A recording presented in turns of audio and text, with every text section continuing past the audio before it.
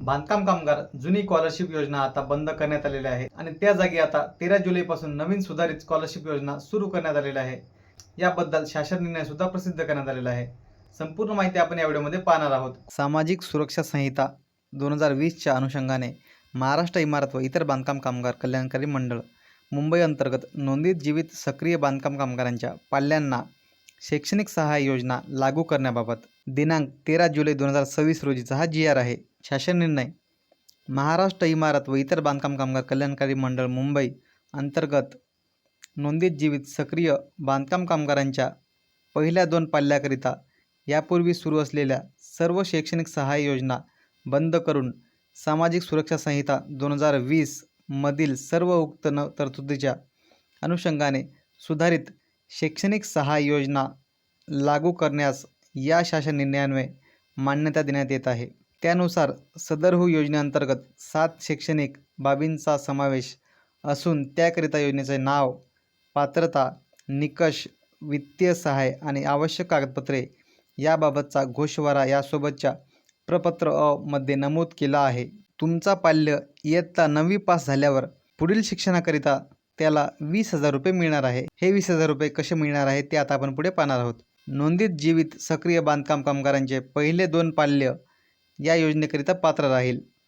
पती व पत्नी दोघेही बांधकाम कामगार म्हणून मंडळाकडे नोंदित असल्यास केवळ एकच लाभ अनुदेय राहील। सदर योजनेअंतर्गत रक्कम रुपये 20,000 प्रति पाल्य इतक्या लाभाची रक्कम बांधकाम कामगारांच्या बँक खात्यामध्ये वर्ग करण्यात येईल। याकरिता तुम्हाला जे अर्ज आहे ते 9वी पास झाल्यापासून 1 वर्षाच्या आत तुम्हाला याकरिता अर्ज करायचे आहे। याकरिता आवश्यक जे कागदपत्रे आहे ते आहे पाल्याचे आधार कार्ड ओळखपत्र, पाल्याचे इयत्ता 9वी मधील शाळेचे ओळखपत्र आणि इयत्ता 9वी मध्ये जे पास झालेला आहे त्यावरचा गुणपत्रिका। जर तुमचा मुलगा इयत्ता 11वी पास झाला असेल तर त्याला पुढील शिक्षणाकरिता रुपये 25,000 रुपये मिळणार आहे। याबद्दल पात्रता काय आहे? नोंदित जीवित सक्रिय बांधकाम कामगारांच्या पहिले 2 पाल्य या योजनेकरिता पात्र राहील। पती व पत्नी दोघेही बांधकाम कामगार म्हणून मंडळाकडे नोंदित असल्यास केवळ एकच लाभ अनुदेय राहील।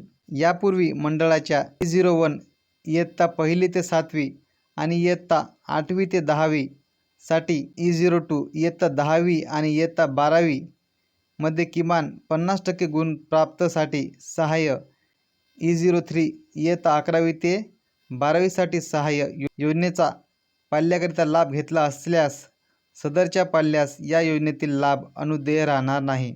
तुम्ही जर याआधी जुनी स्कॉलरशिप योजनेचा लाभ घेतला असेल तर तुम्हाला हा लाभ मिळणार नाही। वित्तीय सहाय्य तुम्हाला 11वी पास झाल्यानंतर तुम्हाला 25,000 रुपये मिळणार आहे। याकरिता तुम्हाला अर्ज करण्यासाठी 1 वर्षाच्या आत तुम्ही पास झाल्याच्या नंतर तुम्ही अर्ज करू शकता। आवश्यक जी कागदपत्रे आहे ते आहे पाल्याचे आधार कार्ड, पाल्याचे 11वी मधील शाळेचे ओळखपत्र आणि 11वी पास झाल्याची गुणपत्रिका। तिसरं पॉईंट आहे वैद्यकीय पदवी सहाय्य योजना। मंडळाअंतर्गत नोंदित सक्रिय जीवित बांधकाम कामगाराच्या पहिल्या 2 पाल्यांना वैद्यकीय क्षेत्रामधील कोणत्याही पदवीकरिता कोणत्याही शैक्षणिक वर्षामध्ये शिक्षण घेण्याकरिता शैक्षणिक सहाय्य म्हणून राबविण्यात येणाऱ्या सदर योजनेचा पात्र निकष खालीलप्रमाणे आहेत। नोंदित जीवित सक्रिय बांधकाम कामगारांची पहिली 2 पाल्ये या योजनेकरिता पात्र राहील। बांधकाम कामगारांची पती पत्नी सदर योजनेस पात्र राहणार नाही। पती व पत्नी दोघेही बांधकाम कामगार म्हणून मंडळाकडे नोंदित असल्यास केवळ एकच लाभ अनुदेय राहील। पदवीच्या कोणत्याही शैक्षणिक वर्षात उत्तीर्ण झाल्यानंतर त्या उत्तीर्ण वर्षासाठी या योजनेच्या लाभाकरिता सदर पाल्य पात्र राहील। वैद्यकीय क्षेत्रामधील पदविका, पदव्युत्तर पदवी किंवा पदव्युत्तर पदविका अभ्यासक्रमात सदर योजना लागू राहणार नाही। याकरिता तुम्हाला जी रक्कम मिळणार आहे ती आहे 1 लाख रुपये। अर्ज करण्यासाठी तुम्हाला जे आवश्यक डॉक्युमेंट लागणार आहे पाल्याचे आधार कार्ड, पाल्याचे महाविद्यालयामधील ओळखपत्र, चालू व शैक्षणिक वर्षाचा बोनाफाईड सर्टिफिकेट आणि उत्तीर्ण वर्षाची गुणपत्रिका असे डॉक्युमेंट लागणार आहे। जर तुमचे पाल्य इंजिनिअरिंग करत असेल म्हणजे अभियांत्रिकी त्यांनासुद्धा या योजनेअंतर्गत 60,000 रुपये मिळणार आहे। पात्रता व निकष काय आहे ते आता आपण पाहणार आहोत। मंडळाअंतर्गत नोंदित सक्रिय जीवित बांधकाम कामगारांच्या पहिल्या 2 पाल्यांना अभियांत्रिकी क्षेत्रामधील कोणत्याही पदवीकरिता कोणत्याही शैक्षणिक वर्षामध्ये शिक्षण घेण्याकरिता शैक्षणिक सहाय्य म्हणून राबविण्यात येणाऱ्या सदरच्या योजनेचे पात्रता निकष खालीलप्रमाणे आहे.